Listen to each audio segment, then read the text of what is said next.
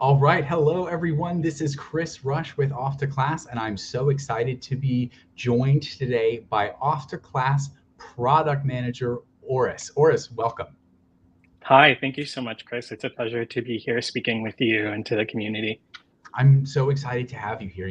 I'm excited because for a lot of reasons. Number one, because we're streaming to multiple places at once today, right? So you might be watching this on YouTube. People might be watching this on Twitter, on LinkedIn, or on our Facebook page. So I'm really excited that we are putting things in place to be able to reach more people. But I'm also excited because it's great to have new faces here. It's great to have you here. So, what we're going to be talking about today, just a really quick rundown, is we're going to be talking about design principles. We're going to be talking about some of the changes that we've made and are in the process of making, along with what's to come for the visual style of Off2Class. And then we're going to talk to teachers about what is important. What does it mean to have a cohesive visual strategy? What does it mean for there to be something like branding? When is it okay to focus on that, but when is it not the right focus? So before we get into that, Orus, can you just introduce yourself, since this is kind of like the first time that you're being able to really be and engage with the community? Okay, yeah, of course, Chris. Thank you so much. So, a little bit of background about me. I live in Toronto. I am pursuing a master's at the Ontario College of Art and Design, which is Canada's largest school for design. And I'm working on a master's to advance Indigenous equity in sacred semiotics methodology through cultural institutions like museums. And the work that I do with creative direction and different environments focuses on the appreciation for the natural, for nature, and I always bring in some kind of psychologically informed lens into the conversation. And part of that work also brings me to photography, that brings me to poetry, that brings me to sculpture. So there are a number of disciplines that come out of that design practice for me. Okay. All right. Well, I'm so excited to have you here, and I think it's also just really great that Off2Class has been able to add people who have a variety of different perspectives. And every time we can add someone to the team with a different perspective, I think it makes us as a company a lot stronger. So I'm glad that you're with us, but I'm also really glad that you're here and you have the chance to share with us today. So let's jump right in. What Orus has started with is the student panel. So for anyone who is an Off2Class user, I'm gonna just kind of show something really quick here. Let's go back and make sure I've got it. Yeah, I do. Okay. So for anybody who has had students on Off2Class, when a student logs in to Off2Class, this is what they saw. And they saw this from when it was first deployed in 2015 until a couple of weeks ago. Okay, so this is what they had. This is the before, and what it looks like now is this. So this is what it looks like now. So, Orus, this is amazing. It's, of course, it's beautiful. But before we talk about design, what makes this from a user perspective, from a user experience point of view, what makes this easier to navigate than this? What makes this easier for a student to use? So let's talk about how this helps students make the most out of their Off2Class experience with their teacher. Absolutely. So, in order to frame that question, what comes to me usually is an understanding of the identity of the person using the product or the audience who's going to be interacting with it. So, when I come into a space to help someone bring their vision to life in the way that I'm doing it with Off2Class, the first thing for me to do is to understand the different parties involved and the way that they communicate and share knowledge in a visual format. And so this is all about hierarchy. It's about proximity in a visual sense. It's about the user flow when you start in one place and end in another, and the many branches that can take.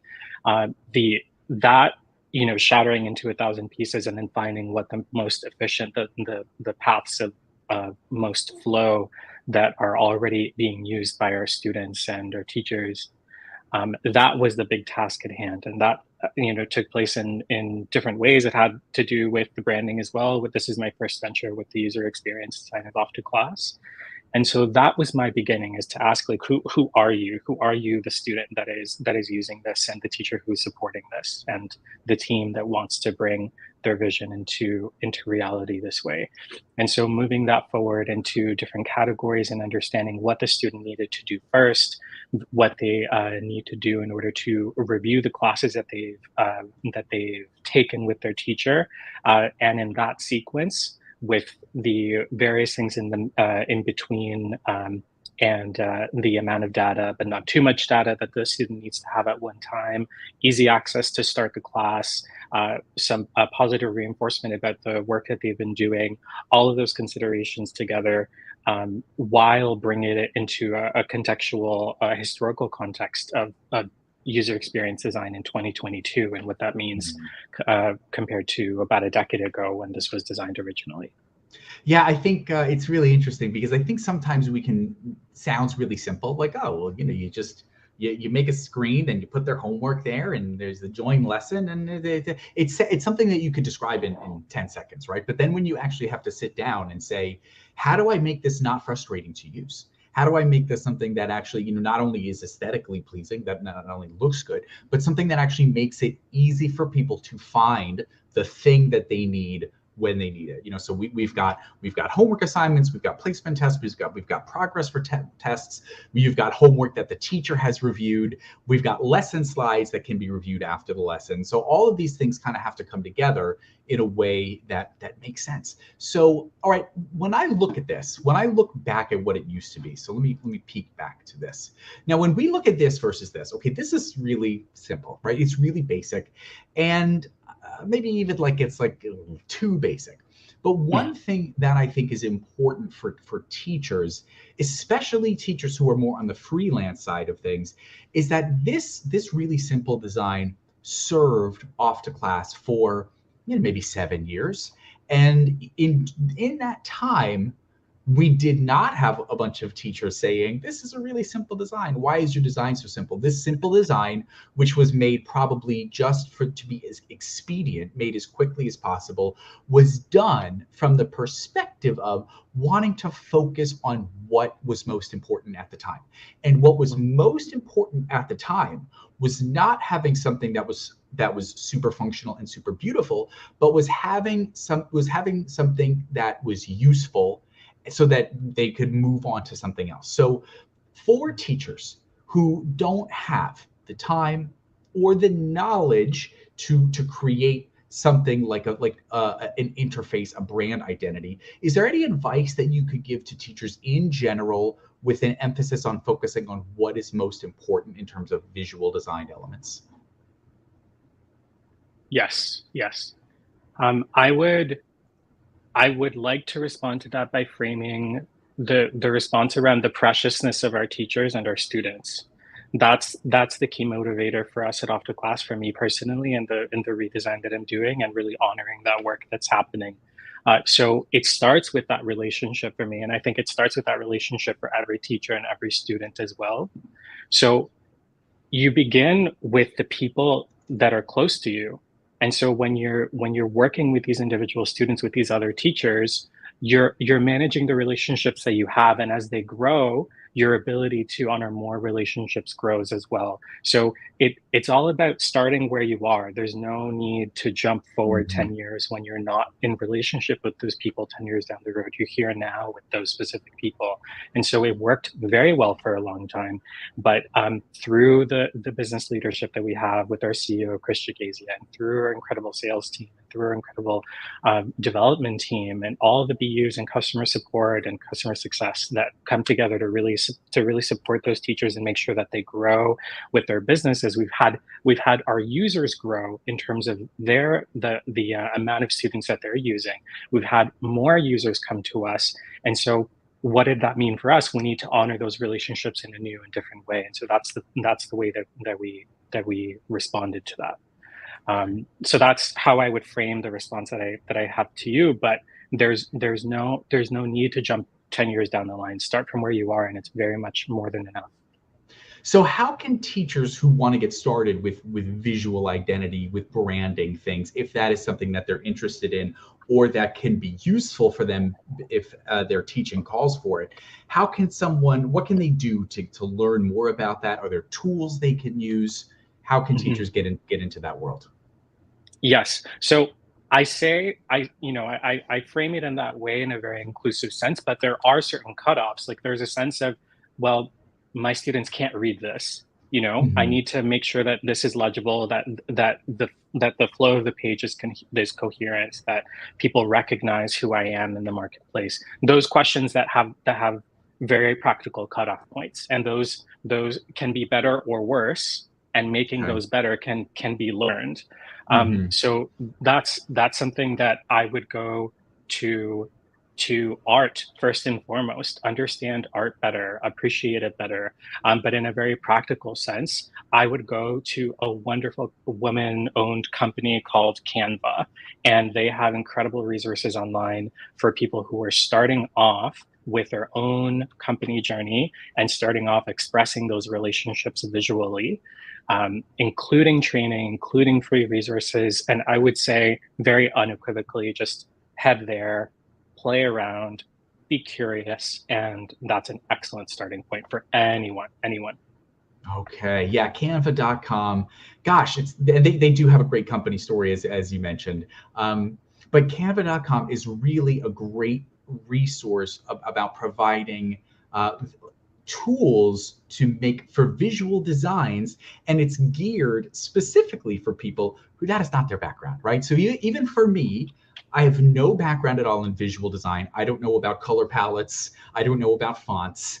But I can go to Canva and I can make something that actually looks really nice. That they have a ton of templates that you can use, and of course they have a really comprehensive free plan, and they offer all kinds of different things that make it so that I can make one design.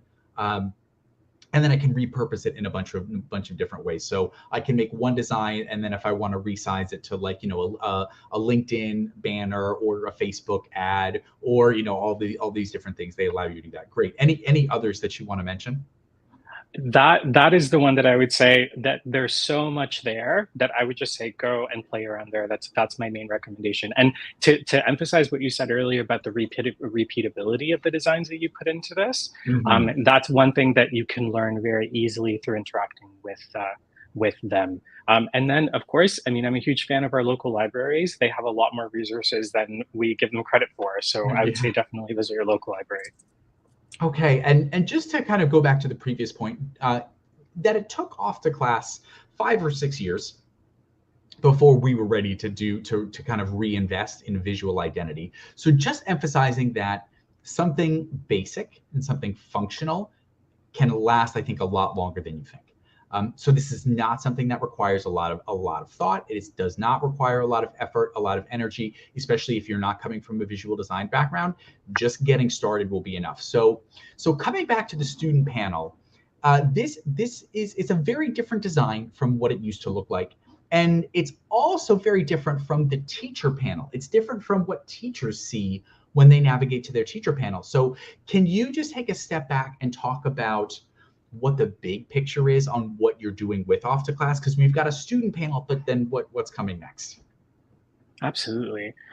So it comes from a practical perspective. It has to do with the connections that teachers and students have, and to make sure that those happen in the easiest to shortest amount of time possible, so that teachers are saving more time as we move forward and grow as a company. So that's in a very practical sense. But in a sense of the company identity, what we're discovering is that Off2Class has this wonderful global community that all shows up to help and support their students and their schools. And the goal there is to make sure that we have that larger impact as a community, as a learning community, to make sure that we are helping the most amount of people possible. So in that sense of the globality of Off2Class, we start really with the identity of the community. We build out into the graphic system of Off2Class, so everything that has to do with communications,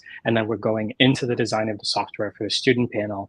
But the container of that is really the teacher panel. That's what's to come next. that's where everything clicks together for the teacher and the student, and how teachers can go through a large number of students and review assignments in a quick way, where they can find exactly which are the tasks that they need to be working on now. They can just show up at the end of a weekend on a Monday and know exactly what the next task that they need to be doing. So we are working hard with our amazing dev team to go into that container, which is the teacher panel.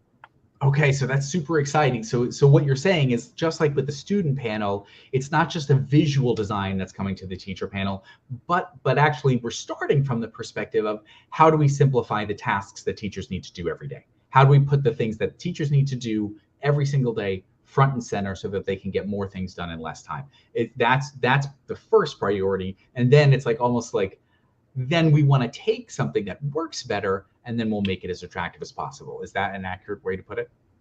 Absolutely, absolutely. And in that effort, we're finding so much inspiration from the incredible districts that we're working with, like Harmony School District in Texas, or Tulsa in Oklahoma, Virginia Beach, and Stride K-12, and many, many others. Fluent B in Poland. So it's global, and it serves a large US population as well. Amazing. Okay. And yeah, all those things have to be considered from your perspective when you're doing that. And I think that's amazing.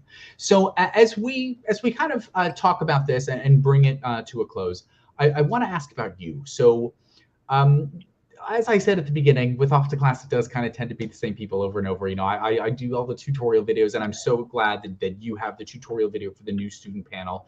So can you tell us about your background and what got you into visual design? My family, in a word. Both my parents are designers, and they met through a design company. My mother was working with she was lead of publishing with the co-founder of Medellin's Museum of Modern Art. And wow. She was working in that end before graphic design was a practice, before it was a codified, teachable practice. It was something that was in response to a variety of disciplines, but it wasn't centralized in the way that we have it today at all. My father had a number of opportunities to exhibit his photography and his designs as well. So our dinner table conversation is this, you know, that this is what we talk about when we're serving our meal. So it started from when I was very young, and then it just continued as a curiosity, never stopped. So in a sense, I was born into it in a sense. And I think it's really great too, just that you were able to kind of transition into this, right? Because even with Off2Class, right, you started off doing something else, and now you're able to do more of this. Absolutely. No, it's been great. And then, you know, I say family, but it's not like I showed up out of high school and came to Off2Class. Like, I had many other opportunities to work on graphic design. I was working with the European Union Institutes of Culture, National Institutes of Culture, for the European Day of Languages. I worked with the late Peter Laracy with the McMichael Canadian Art Collection for the Lauren Harris exhibition.